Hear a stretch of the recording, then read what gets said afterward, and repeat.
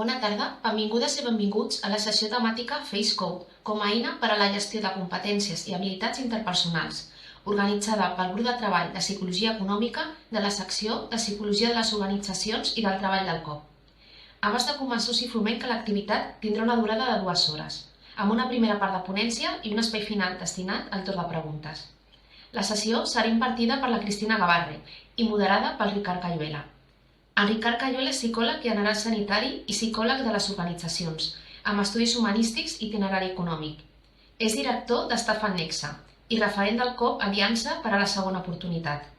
Ha estat docent de psicologia a Blanquerna Universitat Ramon Llull, vicedegà de la Junta de Govern del COP i president de la Comissió d'Ètica i d'Ontologia, i és coordinador del grup de treball de Psicologia i Salut Econòmica del COP.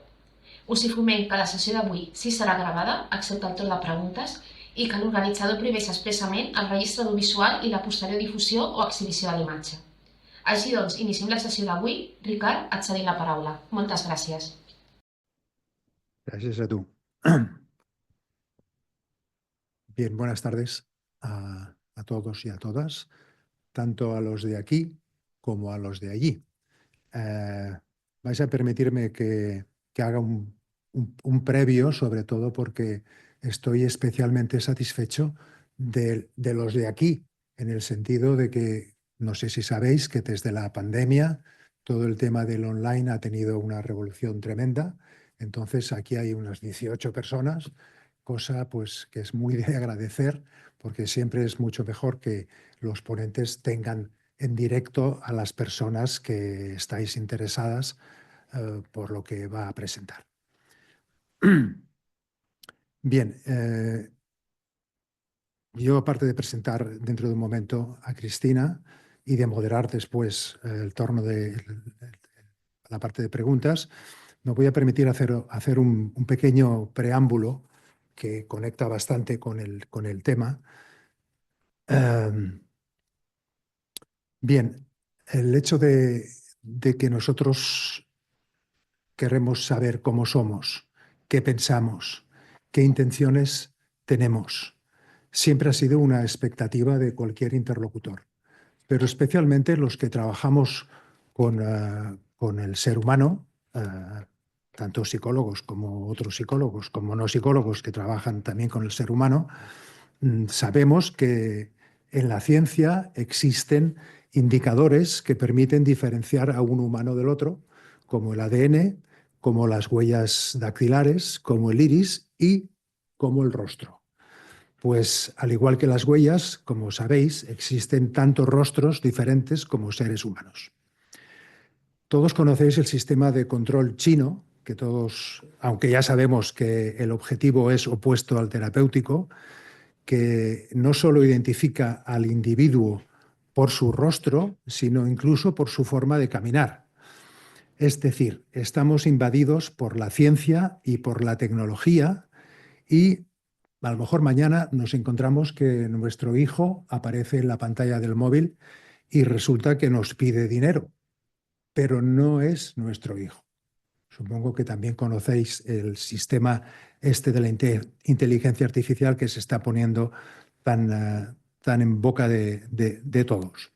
Estamos, pues, ante una nueva realidad de una dimensión transhumana extraordinaria, pero que tenemos que asumir con precaución y al mismo tiempo con valentía y decisión, precisamente para no quedarnos atrás. Una gran parte de los profesionales de la psicología nos hemos adscrito siempre a una determinada corriente teórica después de probar otras.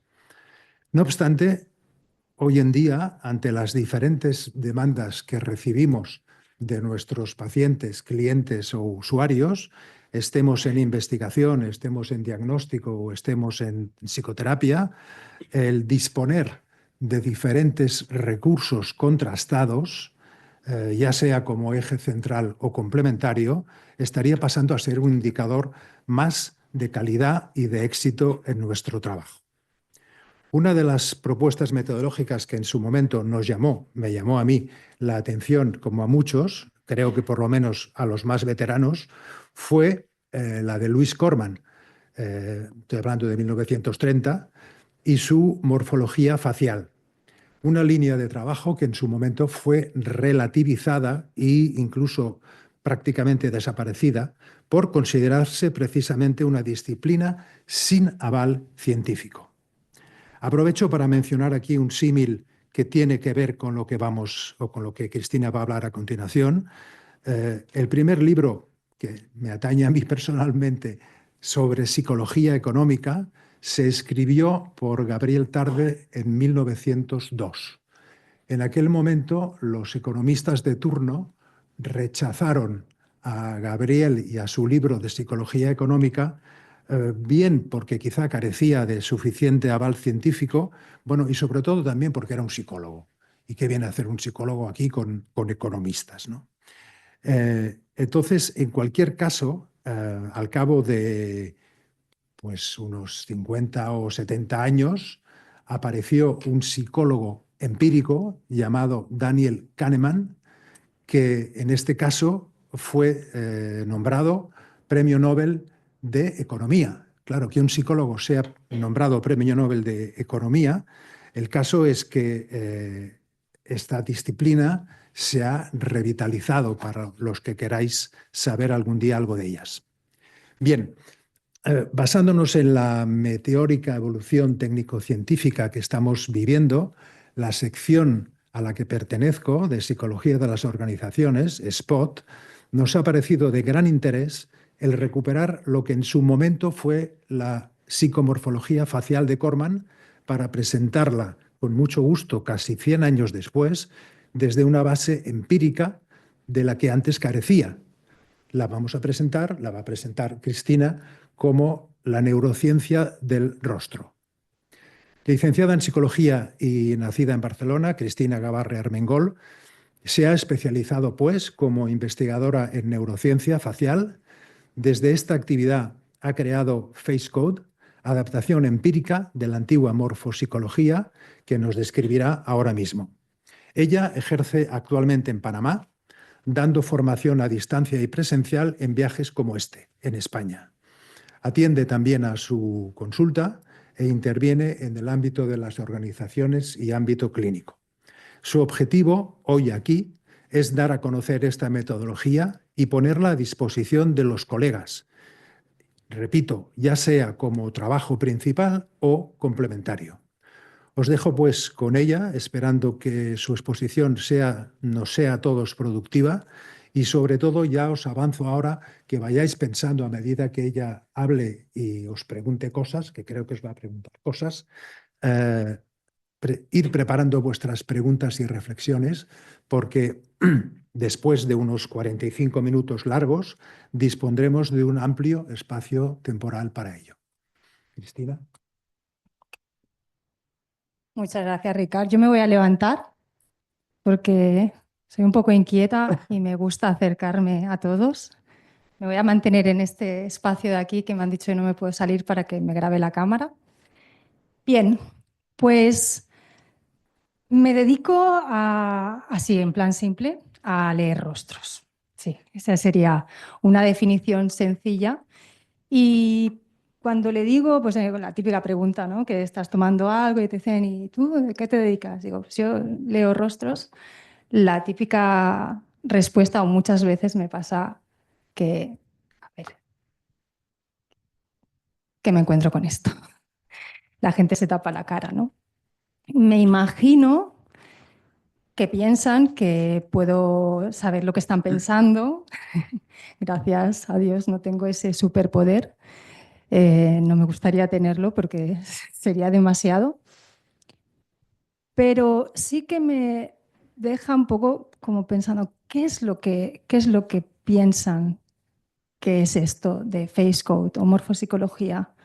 Claro, yo nací un poco, yo digo en la cuna porque pues mi padre, Julián Gavarre, es morfopsicólogo y lo aprendí desde casa. Entonces, para mí era algo normal, pero no sé, no me puedo poner en la piel del que por primera vez escucha esto.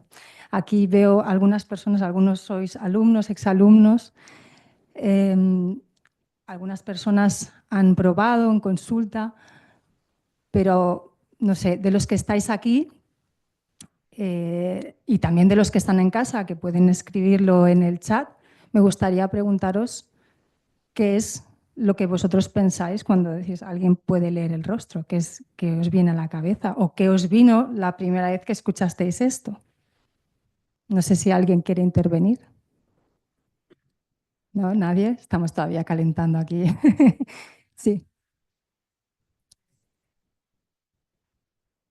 Dicen por aquí, no sé si como no hay micro, no llega, pero están diciendo los rasgos de personalidad. O sea, que puedo saber cómo son los rasgos de personalidad, ¿no? Sí, eso. Adivinar cómo, Sí, sí, sí. adivinar cómo es la persona, digo yo, sus características principales, su personalidad. Ajá, ok. ¿Y alguien más quiera compartir? Bueno, lo que me he encontrado a veces también han sido pues, algunas reacciones que me muestran que hay poco conocimiento de lo que es, entonces también hay desinformación por ahí sobre qué es Face Code o qué es la morfopsicología. Así que mi objetivo es explicar qué es y qué no es. Vamos a hablar de eso, qué es y qué no es. Vamos a ver también qué fundamentos tenemos a nivel científico, qué investigaciones están apoyando este conocimiento, y también vamos a ver cómo podemos aplicar y cómo nos puede beneficiar especialmente a los psicólogos, porque lo que siento de verdad es que aunque este conocimiento debe ser de todos, especialmente debe ser de los psicólogos, porque son o somos los que mayor provecho le podemos sacar. Así que vamos allá con qué es y qué no es. Bien, ¿qué es? Pues es una disciplina de conocimiento humano que se centra en estudiar la relación entre los rasgos faciales y la personalidad o los procesos psicológicos, fisiológicos y emocionales. También es una metodización de la intuición, porque en realidad, luego os lo explico un poco más adelante, todos venimos con el software o el hardware, perdonad, no soy muy tecnológica, pero venimos todos con eso instalado. Tenemos esa capacidad para extraer información de las formas faciales. También es una herramienta de comprensión.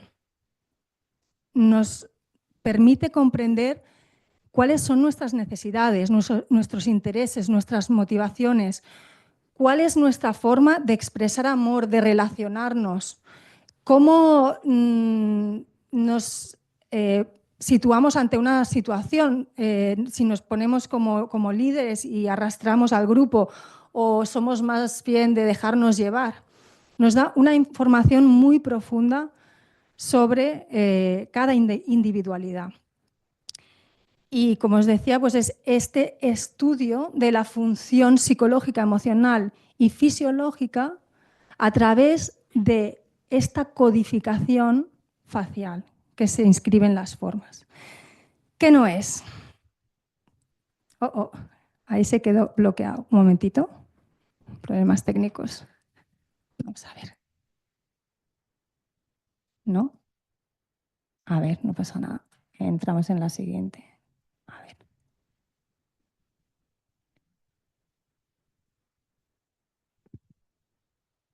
Ya. Bueno, pues es un conocimiento que todavía no está validado científicamente. ¿Eso qué quiere decir? ¿Que no es un conocimiento válido? No, de hecho, muchos de los que estáis aquí, ya sea que sois morfopsicólogos, que estáis estudiando o que lo habéis probado con vosotros mismos en consulta para vosotros, para vuestros hijos, podéis ver el potencial de esta herramienta, de esta disciplina. Y como cualquier disciplina, estamos en esos inicios de estudiarla científicamente y de ir probando todos esos preceptos. Pero no es una ciencia científica todavía, porque para eso tendría que haberse probado todo lo que conocemos por el método científico. Y todavía no hemos llegado ahí. Estamos un poquito en pañales en ese sentido. Pero en cuanto al conocimiento y su potencial, os puedo decir que sí que tiene un gran alcance. Bien, ¿qué más no es? Pues no es una disciplina que se centre en el juicio, sino en la comprensión. Y cuando digo esto, tenemos que comprender que los seres humanos juzgamos por naturaleza porque nos ayuda a sobrevivir. Necesitamos hacer juicios constantemente para saber si algo es favorable para nosotros o no. Pero cuando nosotros hacemos un juicio en el sentido de que estamos haciendo un análisis, está libre de valor en el sentido que no estamos diciendo si eso es bueno o malo, porque eso siempre va a depender de la situación. Dependiendo de en qué situación, ser un poco impulsivo me va a ir bien porque me va a ayudar a emprender, pero a lo mejor para otra situación pues no me va a dejar prever algo y anticiparme a ello. Así que no le ponemos ese valor, ¿no? Ese juicio de valor. Tampoco es determinista. Esta es otra de las cosas que me dicen mucho cuando se tapan la cara, ¿no? Entonces, pues si yo tengo esta cara ya no puedo cambiar. No, el rostro está en transformación constante. De hecho, me gusta siempre hacer la broma de decir, oye, pero tú tenías la misma cara cuando naciste, porque si es así, por favor, me gustaría que me dieras alguna foto porque es un caso de estudio. Nuestro rostro cambia. Esto también os lo voy a explicar más adelante. Nuestro rostro va cambiando y va cambiando a través de las experiencias que tenemos y todo lo que estamos viviendo, ¿sí? Es un aparato biotecnológico voluble. No es una disciplina métrica. Es cierto que en investigación científica sí que hemos tenido que medir el rostro, pero el morfopsicólogo no está midiéndole a la persona a ver cuántos centímetros tienes de nariz o cuánto volumen tiene tu labio. Y otra de las cosas es que estudia el rostro en su conjunto. O sea, mi nariz en la cara de cualquiera de vosotros tiene un significado distinto porque vamos a hacer la lectura global. Y como os pongo aquí, los procesos mentales no son funciones de zonas cerebrales o faciales estrictamente hablando, sino que cada zona cerebral o cada rasgo facial funciona en relación al mecanismo del que forma parte, ¿sí? No se puede hacer un estudio por separado. Y estudiamos la expresión neutra. Hay otras ramas de la comunicación no verbal porque al final la morfopsicología face code, psicología facial, está estudiando también la comunicación no verbal, pero no estamos estudiando la expresión, sino que analizamos el rostro de forma neutra, una expresión neutra. Porque al final nosotros estamos siempre comunicando. Expresemos o no expresemos, digamos o no digamos. ¿Cuándo podemos usar estos conocimientos? Bueno, yo vivo en Panamá y tengo un amigo que dice que en Panamá es tan fácil conseguir el carnet de conducir como tener cara. O sea, solo se necesita tener cara para hacerse la foto y ya tienes el carnet de conducir. Pues esto, haciendo un poco broma, pero en realidad podemos intervenir siempre que haya un rostro. Podemos aplicar los conocimientos siempre que podamos ver ese rostro, ¿no? Y entendamos la situación. Bueno, los retos laborales. Es cierto que os he dicho que os voy a explicar, os voy a informar o aclarar esa desinformación que hay sobre esta disciplina, pero como consultora, en mi aplicación en consultoría organizacional, pues me he encontrado de todo. Y supongo que aquí, que más que menos, se sentirá identificado con alguna de estas situaciones, ¿no? Pues lo típico de pues, sentir que tus jefes son demasiado estrictos o exigentes o poco claros, que hoy te dicen esto, mañana lo otro, o el típico equipo que tienes si estás en una reunión y no participan y tú estás ahí tratando de que participen y nadie participa, o la aceleradora que está tratando de sacar una startup que es emprendedor, parecía brutal y luego no saca los resultados, el director de ventas que ya no sabe qué hacer para que los miembros del equipo cierren. Entonces, claro, el problema normalmente está en que tratamos siempre de venderle la idea, el proyecto, lo que sea. Se lo estamos tratando de inculcar al otro, metérselo, pero no estamos realmente entendiendo cuál es su conversación mental, ¿no? Y entonces, normalmente, imaginaros ahora que yo me voy a una empresa y quiero vender mi producto a esa empresa. O por ejemplo, que quiero sentar a mi pareja para hablar de un tema y le digo, tenemos que hablar, tenemos que hablar. O bueno, lo que sea. Da igual. Si yo voy a meterle mi rollo, mi discurso, lo más seguro es que la otra persona diga, "Uy, alerta".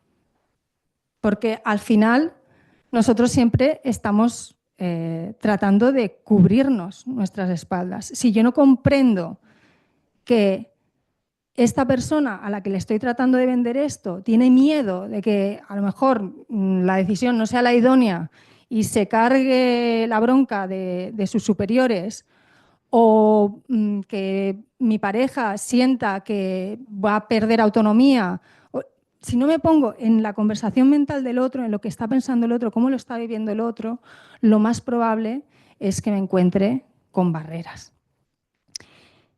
Y bueno, esto es como esto, que parece un absurdo, ¿no? Me da una habitación con baño, y dice, le damos la habitación, pero el baño se lo da usted solo. Y parece una tontería, pero es que sucede muchísimo más de lo que nos pensamos.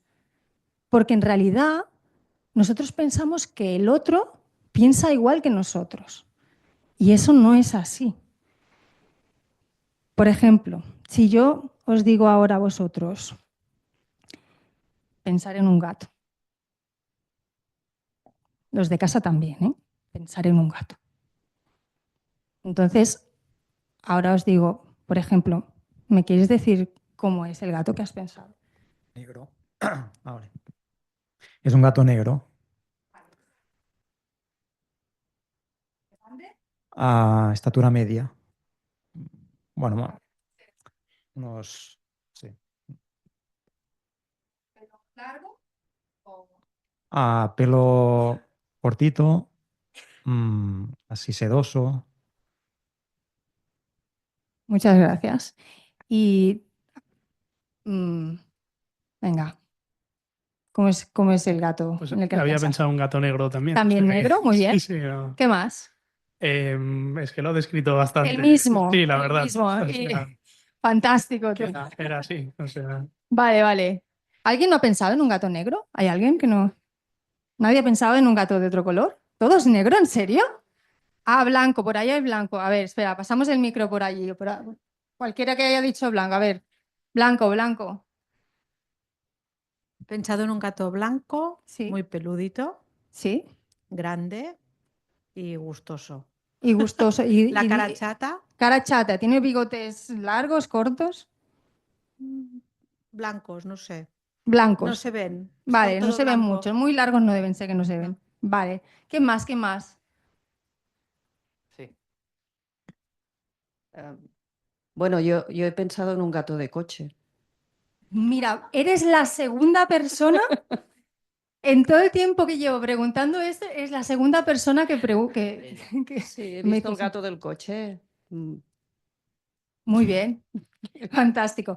Con todo esto, donde quiero llegar es que fijaros que uno dice gato y de golpe empiezan a salir, excepto todos los que habéis pensado en el gato negro exactamente igual que, que nuestro asistente, decimos solo gato y empiezan a aparecer ahí un montón de ideas distintas. Y solo hemos dicho gato. O sea, si empezamos ya, imaginaros hasta el gato del coche. Si empezamos a hablar, imaginaros cuántas cosas se pueden malinterpretar, ¿no? Y es que las personas somos muy diferentes. Ya si nos fijamos en lo físico más general, pues tenemos color de piel, de pelo, de ojos distintos. Algunos somos más altos, otros más bajitos, otros más delgados, más gorditos. Es que las descripciones son inmensas, pero también en lo psicológico, ¿no? Como os decía antes, ¿no? Pues hay quienes les interesa unas cosas o les motivan otras, tienen unas formas de pensar distintas, de actuar distintas. Y pues la neurociencia ha ido avanzando muchísimo en entender cómo funciona el cerebro en general. Entendemos cómo funciona nuestro sistema, cómo reaccionamos al estrés, pero cómo funciona cada uno. Bien, este principio, Form Ever Follows Function, de Louis Sullivan, que él era arquitecto, nos está hablando de esta relación intrínseca entre forma y función. Las formas siempre tienen funciones asociadas. Aquí vemos esta cochinilla y ¿por qué creéis que puede alcanzar esta forma redonda? Para protegerse, dicen por ahí. ¿Para algo más? Para moverse. Y también porque la forma redonda es la forma que tiene mayor volumen pero menor superficie, con lo cual mantener la temperatura y la humedad también se favorece en esa forma redonda. Entonces, las cochinillas también, cuando necesitan mantener su humedad en homeostasis, hacen una bolita, no solamente para protegerse. Entonces, todas las formas están relacionadas con la función. Esta relación entre forma y función, que la conocemos en el cuerpo, pues este señor o su equipo, Libet, mirar, 1960, hizo una investigación en la cual le pedía a su muestra, le ponía 4 botones, A, B, C y D. Además, neutro, no hay nada que pensar. Les decía, bueno, vais a tocar cualquiera de los botones que hay aquí. Nada más penséis, este botón, pum, lo tocáis. Y lo que pasó es que 8 segundos antes de que tocaran el botón, ya se estaba mostrando en este encefalograma actividad cerebral, lo que estaba hablándonos de que el cuerpo toma decisiones 8 segundos antes de que seamos conscientes. Y es que sabemos que el 90% o más de nuestras decisiones las tomamos de forma inconsciente. Y fue en el 2017 cuando ya se abandonó este cerebrocentrismo, ¿no? y se entendió que realmente el cerebro no es el único órgano involucrado en la conciencia, en la percepción y en la memoria, sino que el cuerpo necesita escuchar a los riñones, a los pulmones, al corazón, al estómago, a los intestinos para tomar sus decisiones. Y hay un nervio, un par craneal, es el par 10, los pares craneales salen por aquí y pasan por la médula y van a todo el cuerpo. Y hay uno de ellos que se llama nervio vago, no porque sea un holgazán, sino porque vagabundea por todo el cuerpo recogiendo información de todas las vísceras. Y cuando recoge toda esa información de las vísceras y la va a llevar al cerebro, antes de llevarla al cerebro, la lleva al rostro. y la lleva a toda esta zona de aquí. Entonces, para que veáis que el rostro, aunque todavía no conocemos exactamente cómo son esos mecanismos a nivel de sistema nervioso, ya empezamos, la neurociencia ya está empezando a dar todo ese soporte a este conocimiento. Y bien, claro, uno diría, ¿y por qué vamos a estudiar el rostro y no todo el cuerpo? Pues porque el rostro es probablemente el mayor informador de la función, porque tiene agrupados los 5 sentidos con los cuales las personas nos actualizamos. Y también porque está a medio camino entre el ambiente y el cerebro, que es el centro de procesamiento, coordinación y control de todos los procesos psicológicos, emocionales y fisiológicos.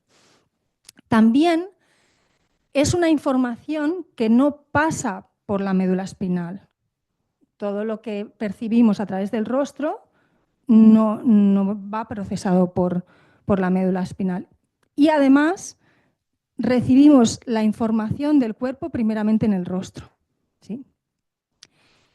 Y después también porque es un punto de acceso directo a todos los sistemas del organismo. Fijaros que en el rostro tenemos la boca, que es parte de nuestro sistema digestivo, que ahora pues, es el cuarto cerebro, ¿no? Bueno, el segundo o cuarto, dependiendo si piensas en los 3 cerebros, pero sería el sistema entérico, ¿no? Entonces, ya tenemos un acceso directo en la boca.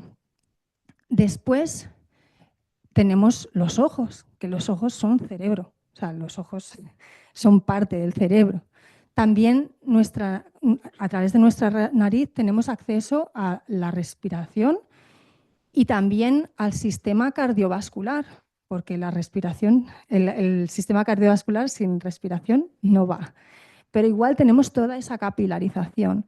Y también tenemos un acceso directo a todo el sistema locomotor gracias a una articulación importantísima que es la temporomandibular. Bien. Os decía antes que venimos con ese software o ese hardware de base. Y es que desde que abrimos los ojos a la vida, tenemos esa capacidad para registrar información de las formas faciales. De hecho, los niños, los bebés, tienen una especial atención por el rostro humano. Les llama muchísimo la atención y si no les llama la atención, sabemos que eso puede ser una señal de alerta de que a nivel de desarrollo neuropsicológico, del neurodesarrollo, algo no está yendo muy bien cuando un niño no mira las caras. También se dice que cuando nacemos acostumbramos a parecernos, nuestro rostro se acostumbra a parecer un poco más al padre. Y al final es un mecanismo también de supervivencia para que el padre no rechace a ese hijo, ¿no? Y lo vea como suyo. Imaginémonos que somos animales, aunque somos animales pensantes, pero venimos realmente como el león, igual. Así que ya venimos con esa información. ¿Qué pasa? Que a medida que el lenguaje verbal se va volviendo dominante, pues esta capacidad innata la vamos perdiendo. O sea, a un niño tú le puedes estar contando milongas, pero si tu postura no es una postura firme, no se lo va a tomar en serio porque está captando otro tipo de información. Cuando ya el lenguaje verbal toma esa relevancia, pues eso va quedando ahí residual, ¿no? Y es esa intuición que tenemos cuando, yo qué sé, vamos por la noche andando a casa y de golpe viene alguien y ya empezamos a pasar el escáner, ¿no? Esta persona, cómo anda, como nos decía antes Ricard, con los chinos, ¿no? Que ya están evaluando la forma de andar, el tamaño, esto va a ser más grande que yo. Y una información importantísima es la del rostro, ¿no? Si ese rostro nos parece amenazante, pues nos vamos a asustar o vamos a igual tratar de cruzar la acera o hacer algo. Pues bien, esto los niños ya lo tienen. De hecho, les gustan más los rostros femeninos porque son más suavizados y más agradables, ¿no?, que los masculinos, que pueden ser más duros. A mí me gusta explicar a algunos de aquí que estáis asistiendo al curso, ¿no? Y me gusta explicar pues, que un día yo me pinté mis cejas y me fui a ver a mi sobrino y se puso a llorar. Porque claro, al final cuando te pintas las cejas el rostro queda un poquito más agresivo, ¿no?, más duro. Y él como bebé, pues claro, le asusté. Bien, no sé si conocéis esta imagen.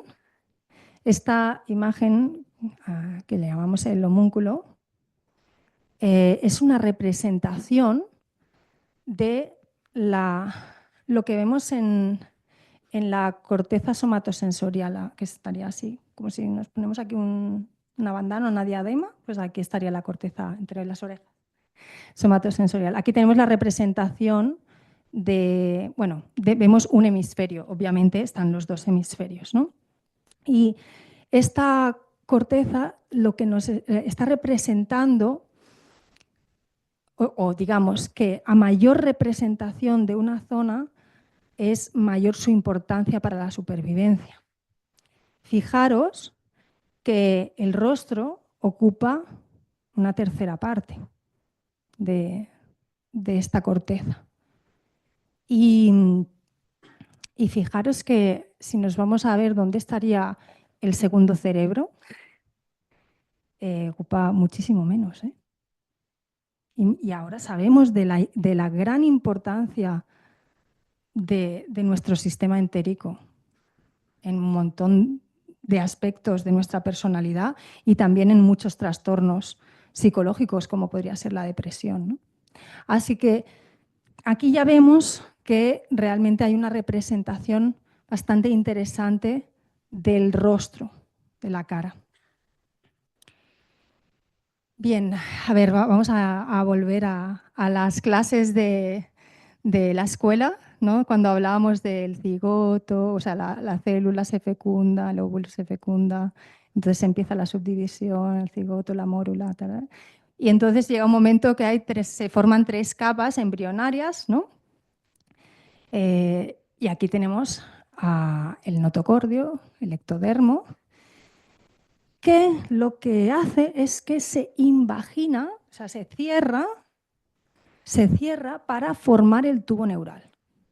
Pues bien, justo antes de que se cierre, emigran unas células ahí que van a formar el rostro y las huellas dactilares.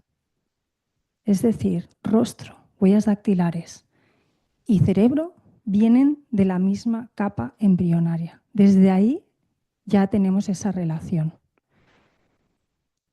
Nadie tiene, como nos decía Ricard, nadie tiene 2 huellas dactilares iguales, ni 2 rostros iguales, incluso ni los gemelos monocigóticos, idénticos.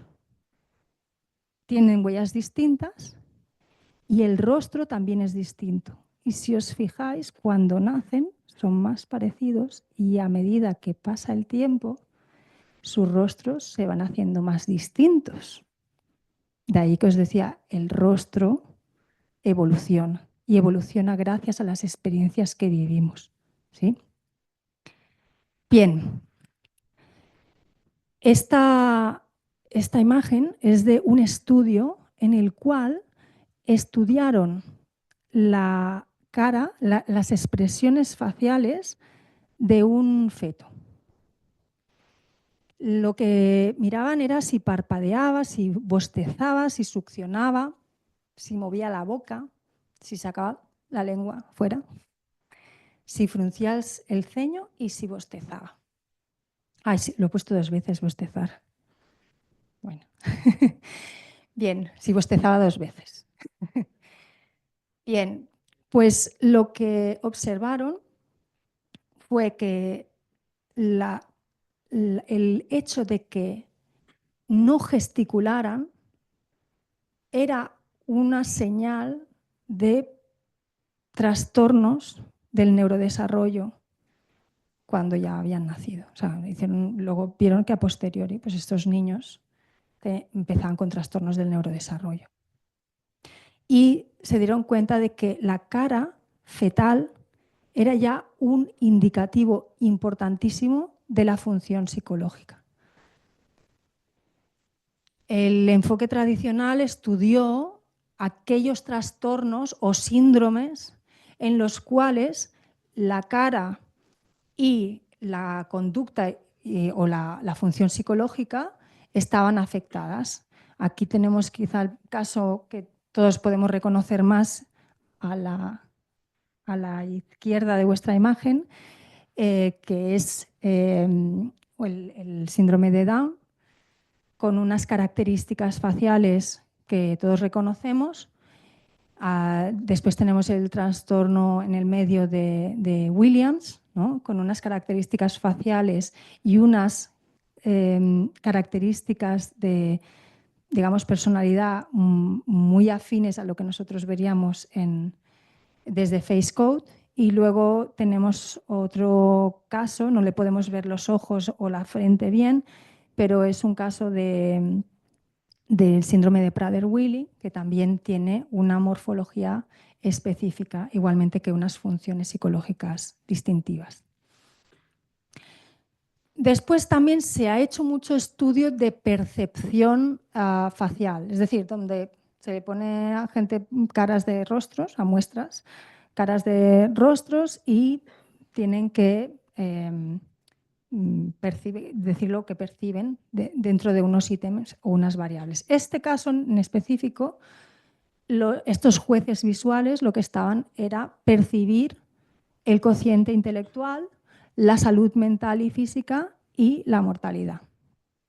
Bien, pues hallaron que la percepción que tenían de cuál sería su cociente intelectual solo viendo el rostro de cualquiera de nosotros que nos sentaran ahí, era significativamente importante. Entonces, como os decía, tenemos esa percepción ya de forma intuitiva. Ya centrándonos en estudios que realmente están estudiando un rasgo facial, hay muchos estudios que estudian esta ratio, que es la facial width to height ratio, o sea, que sería la ratio de ancho y altura facial, y vieron que cuando esta ratio era más pequeña, la han estudiado con muchas variables en diferentes estudios. Pues la testosterona era más alta, había mayor dominancia social, incluso mayores rasgos en psicopatía. Esta es una investigación, es la investigación que hice yo en mi tesina y viene derivada de la que hizo mi padre, Julián Gabarre. Él estudió la anchura, estudiamos la diferencia de anchuras entre la mandíbula, vamos a decir, y los pómulos, unos puntos que hay ahí, ¿no? Y lo que vimos era que a menor era la anchura de los pómulos en relación a la mandíbula, en su investigación encontramos mayor puntuación en alexitimia, encontramos también menor gregarismo, es decir, mayor independencia y también mayor dificultad en la expresión emocional, en cualquier forma de expresión, ya fuera de palabra, de afecto, les costaba expresarse. Y en la que hice yo, que es de la que supongo la fotografía, también hallamos que puntuaba muy significativamente con la frialdad afectiva, con el chaos emotional, que sería el core, el núcleo central de la psicopatía. Y también había una relación un poco más moderada, no llegaba a ser significativa, pero sí bastante alta, con la psicopatía, ¿sí? Entonces, bien, tiene sus limitaciones este estudio, obviamente, porque no estamos estudiando un rasgo y sabemos que la psicopatía es un clúster de síntomas, no solamente uno, la frialdad emocional, por mucho que sea el núcleo central, pero ya nos da una visión bastante clara de cómo ciertos rasgos del rostro nos pueden dar información de nuestra personalidad o de sintomatología. Esta es otra de las investigaciones de otro miembro del equipo que estudió la inclinación de la frente. Entonces, lo que hizo fue, como veis aquí, marcó un ángulo entre el triquión y la glabela, hizo una perpendicular y midió el ángulo, ¿no? Y lo que halló fue que las personas contra mayor era este ángulo, contra mayor inclinación tenía la frente, que era el forehead inclination decrease, era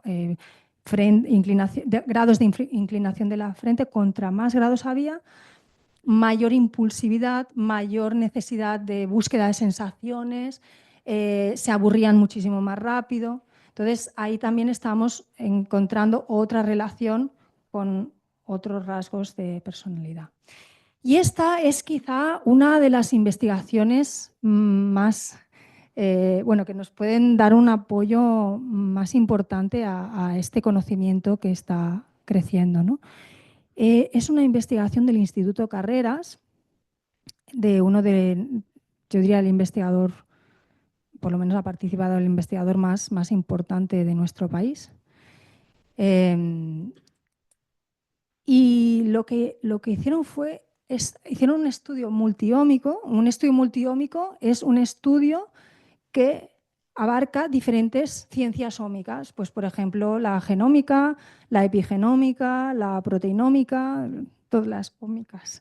Bien, pues hicieron este estudio y lo que hicieron fue buscar dobles, personas que se parecían muchísimo, pero que no tenían no tenían ningún parentesco, ningún grado de parentesco, ¿sí?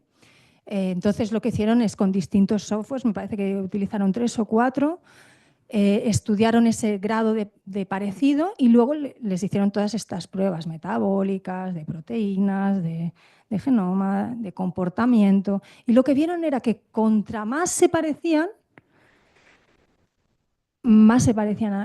su temperamento, su personalidad, si uno fumaba el otro también, si uno tenía tendencia a la obesidad el otro también. Pero lo que les dejó alucinados es que contra más se parecían físicamente, facialmente, más parecido era su genoma. Y estamos diciendo que no tenían ningún grado de parentesco. Y eso fue algo como, wow, o sea, realmente aquí tenemos algo que está apoyando también esta relación entre la forma y la función. Y bueno, entonces a lo mejor podéis estar pensando, por lo que os decía antes, ¿no? De ese determinismo. Entonces, si tengo esta cara ya, o sea, si mi genética marca algo, pues yo ya no puedo cambiar nada, ¿no? Bien, ahí estaría ese caso de los gemelos, ¿no? Los gemelos monocigóticos o idénticos se parecen mucho, pero no son iguales. Y se supone que tienen el mismo ADN. Pero aquí entra en juego la epigenética y hay que entender que genético no es lo mismo que biológico. Y vamos a poner un poco de claridad. O sea, genético es un factor de la biología, pero tenemos otros. Tenemos las hormonas, la actividad electroencefalográfica, la frecuencia cardíaca, la conductancia de la piel y así podemos seguir, ¿no? Entonces, si bien los genes son la primera fuente de variabilidad humana, tenemos luego otros factores biológicos que están dependiendo también del ambiente, como pueden ser, por ejemplo, las hormonas. las hormonas, si yo me estreso, lo que va a hacer mi eje hipotalámico hipofisario adrenal, que va a lanzar un torrente ahí de neurotransmisores que van a decirle a mi suprarrenal, venga, genera cortisol. Y esto es un factor biológico, pero ha venido precedido de una situación y de mi percepción de esa situación. Entonces veamos que los seres humanos no estamos aislados de un contexto. Como no puede estar aislado el estudio del rostro, siempre tenemos que contextuarlo, porque si no nos vamos a equivocar, vamos a errar. Yo siempre digo que no soy genetista, así que si hay algún genetista en sala o escuchando a través de online o lo escucha en el futuro, mis mil disculpas, lo hago con todo el cariño y desde el conocimiento que tengo. Los genes, sabéis que son, bueno, el ADN hay una secuencia, ¿no? Citosina, adenina. Bien, entonces están estos genes, lo que tenemos, digamos, es como un transcriptor que los va leyendo y va convirtiendo esa información en proteínas que nosotros necesitamos para vivir. Pues lo que pasa es que hay ciertos procesos que vienen influidos por el entorno, y de ahí la epigenética, que hacen que esa transcripción no se lea de la misma forma. Es decir, sería como que los genes son las palabras o las vocales o las consonantes, ¿no? El abecedario, pero luego estaría la epigenética, que serían esos signos de puntuación, ¿no? Entonces hay diferentes procesos epigenéticos como la metilación de histionas u otros que pueden hacer que ese ADN, digamos, inhiba la creación de una proteína o active que se transcriba. Y sería como esto, ¿no? Que diga, no tenga compasión o no, tenga compasión. El significado cambia totalmente solo por esa coma. Y esa epigenética, gracias a los procesos ambientales, podemos también cambiar nuestra expresión genética. Y eso es lo que explica el por qué los gemelos son distintos. Todos estos son gemelos monocigóticos. Y como, bueno, es verdad que la foto está un poco chiquitina, pero podemos observar distinciones, ¿no? entre ellos. Entonces, es esa vivencia del entorno que puede ir modulando también nuestro rostro. De hecho, algo tan sencillo como masticar, la forma como masticamos, está causando efectos en el desarrollo de nuestro rostro o de cómo respiramos. Porque si no estamos haciendo una buena respiración nasal, nuestro cerebro no se estará oxigenando bien y nuestra mandíbula tampoco se va a formar bien, porque la posición de la lengua va a ser distinta si no estamos respirando bien. Así que vemos cómo este rostro está co-creado a partir de la información genética, pero también de todo lo que experimentamos y de cómo lo experimentamos. Entonces, claro, la neurociencia está avanzando muchísimo y nos está permitiendo comprender el cerebro y poder luego aplicar todos estos conocimientos para mejorar estos procesos, ¿no? y también para mejorar estos resultados empresariales. Pero es que de nada sirve, como os decía al principio, entender esto si no entiendo cómo lo aplica cada uno, ¿no? Porque si no es como tratar de venderle al otro mi discurso sin saber cómo lo está procesando. Entonces, claro, Nosotros, como os decía, sabemos cómo funciona el cerebro cuando hay una amenaza, como os decía, ¿no? Pues este torrente de neurotransmisores que van ahí a decirle a las suprarrenales que generen cortisol y se activa el sistema simpático y de golpe el corazón nos late más fuerte, se abren las pupilas, ¿no? La respiración se agita y nos pone en marcha para luchar o para huir o para quedarnos congelados y que a ver si pasó desapercibido, ¿no? Pero claro, ¿y qué es lo que le estresa a cada uno? Y aquí es donde el conocimiento sobre el rostro puede individualizar y particularizar todo ese conocimiento que tenemos desde la neurociencia, pero el vasto conocimiento que hay desde la psicología. Cómo podemos intervenir en cada situación. Nos va a ayudar muchísimo. Y bueno, como veníamos a hablar del trabajo, ¿no? Se suponía que veníamos aquí a hablar de las organizaciones y he hablado poco. Pero bueno, una de las preguntas que me hacen a menudo, y por eso ya la he puesto aquí, es ¿cómo es la cara del líder? ¿No? Cuando voy a una empresa, o sea, ¿qué es lo que tengo que buscar cuando busco a un líder? Y claro, es que eso depende de muchos factores y lo que vamos a hacer es lo que haríamos en cualquier proceso de recruitment, de selección de personal. ¿Qué es lo que miramos? Pues estamos mirando primero cómo es la cultura organizacional, ¿no? Qué valores tiene, qué normas, qué comportamientos, tanto los explícitos como los implícitos. Porque claro, yo no voy a poder proponerle a Google que ponga un líder pues, de estos que ordeno y mando, porque no va con los valores de la propia cultura. También tenemos que entender cuál es el nivel de madurez del equipo. O sea, si es un equipo competente o le falta experiencia y autonomía, ¿no? Si es competente, pues a lo mejor un liderazgo tipo coaching puede funcionar muy bien, pero si no necesita más dirección. También cuáles son esos objetivos organizacionales. ¿Están creciendo? ¿Están en crisis? ¿Están tratando de estabilizarse? ¿Y cómo está esta organización, ¿no? Si está estable o en crisis.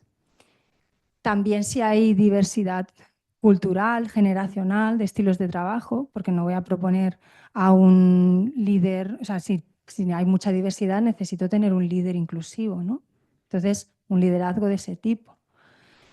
Y esto es lo que os he venido a contar aquí. Espero que se haya podido aclarar algunas dudas que habían sobre la capacidad de esta herramienta. No sé si ya podemos pasar al turno de preguntas, si hay preguntas.